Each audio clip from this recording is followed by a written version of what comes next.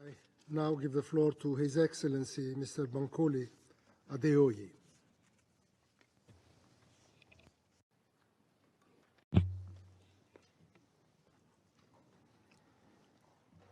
Mr. President,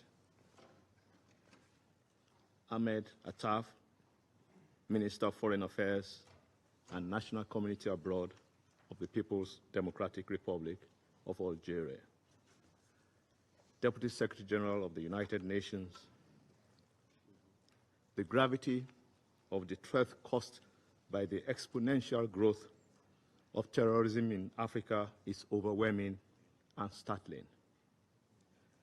In 2024 alone, the African Union Counter-Terrorism Center, based in Algiers, recorded over 3,400 attacks. These attacks resulted in over 13,900 fatalities. Indeed, our continent is facing a damning challenge. We have reached a tipping point, and we must act together in response. Terrorism and violent extremism derail development opportunities, particularly for the youth and communities, thereby breaking down the very fabric of African society. Terrorism dents the abiding confidence of the social contract between the nation-state and the people. The consequences of terrorism are enormous. They are complex and severe. These non-state armed groups impede the full functioning of democratic governance and stop the pathway to inclusive growth in Africa. In effect, the continent's lofty aspirations of the AU Agenda 2063 and the UN Agenda 2030 are in jeopardy if a collective will and response is not effective.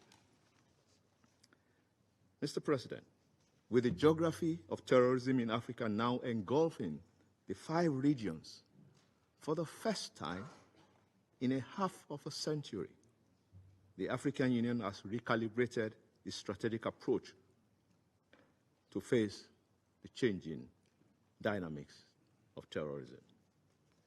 We are retooling our policy instruments, particularly given the projections that a 10 to 15% increase in terrorism may be witnessed in 2025. The African Union has developed active frameworks that are grounded in the principles of African ownership and leadership.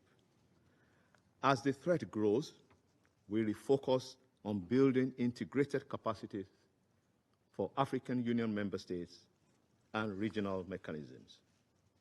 We are equally mobilizing the full range of resources, material, knowledge, financial, based on smart and value-driven partnerships to defeat this scourge. The African Union is thus responding swiftly, effectively, to implementing the Silence the Guns program by 2030. Back in 1999, a giant step was taken by our leaders in the then OAU following the adoption of the Convention on the Prevention and the Combat of Terrorism in Algiers. For example, while the world stood by as Somalia bled in the early 2000s, the African Union stepped in to save Somalia and the region of the Horn of Africa from the lawless and dastardly acts of Al-Shabaab. With the strong support of the European Union and the United Nations, the legacies of AMISOM and ATMIS are going to shape the newly established African Union Support and Stabilization Mission in Somalia. Mr. President, in May 2022, African leaders exhibited strong political will through the adoption of the Malabo Declaration on Terrorism and on constitutional changes of government. Likewise, the Abuja High-Level Ministerial Meeting on Counter-Terrorism of April 2024 reinforced Malabo Declaration. Our leaders in Africa continue to demonstrate the spirit of African solutions to African problems that works for all. The Malabo Declaration underscored the imperative to embrace multidimensional approaches to achieve peace, security, and sustainable development. The AU led and mandated counterterrorism missions are statements and testaments that African-driven peace support operations can safeguard our independence, our sovereignty, and our territorial integrity. The multinational joint task force in the Lake Chad Basin and AWSOM in Somalia today form the strategic pathways to peace building and promoting socioeconomic development in post-conflict settings. These models are not merely beneficial, but they are essential for Africa's future. The African Union adopted the regional strategy for the stabilization, recovery, and resilience of the Lake Chad Basin countries affected by Boko Haram.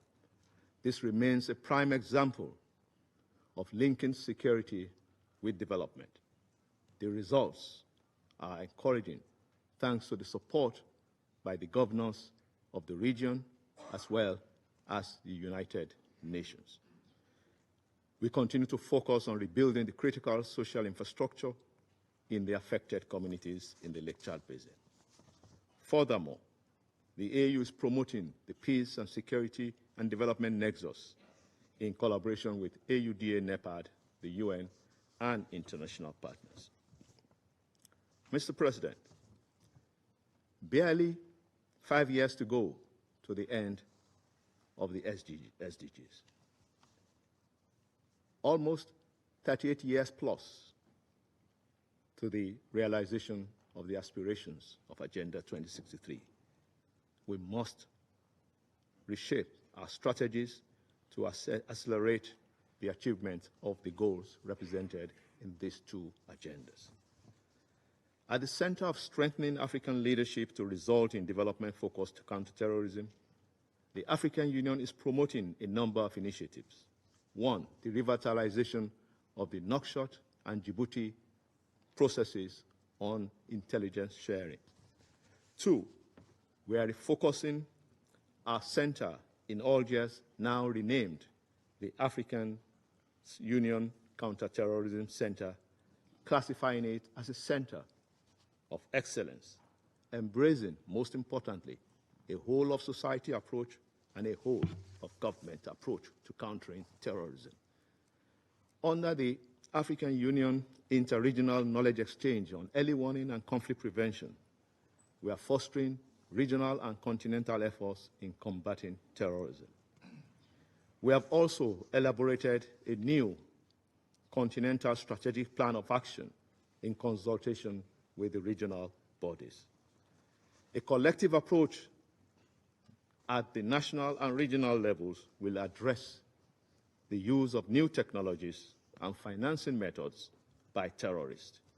It is a topmost priority to address the resilience of these non-state actors in the face of using finances from various sources. Mr. President, the African Union and the United Nations, particularly through this Council and the African Union Peace and Security Council, will continue to support and push for the predictable, sustainable, flexible, and adequate financing for peace support operations, particularly in countering terrorism. The swift activation of the UN Security Council Resolution 2719 will be a significant step forward for the African Union in its counter-terrorism initiatives. Permit me to recognize the efforts of His Excellency Abdelmajid Tebboune, President, of the People's Democratic Republic of Algeria in its capacity as the African Union champion for combating terrorism. Algeria continues to lead the advocacy for all AU efforts dedicated to combating this scourge. We are also pleased that the Peace and Security Council of the African Union, the A3+, in your council, continue to engage regularly under the Oran process to renew African leadership that would defeat this ideology of hate and its killing machinery. In conclusion, Chair, Mr. President, robust and collective urgent action must be a North Star to serve as a guiding light in combating the pervasive, persistent global threat posed by terrorism. We have reached a turning point in the fight against this scourge, given that Africa must not become the epicenter of global terrorism. Terrorism is antithetical to our hard-won independence. It is necessary that we defeat this scourge, reinforcing African leadership, supported by the international community, a development-focused approach that is essential for sustainable peace and security. We must empower local institutions, foster regional cooperation, prioritize socioeconomic development so that the strategic direction we take will enhance security and promote self-reliance, prosperity for all to ensure a safer and more stable future for all. I thank you. I thank His Excellency, Mr. Adeoye.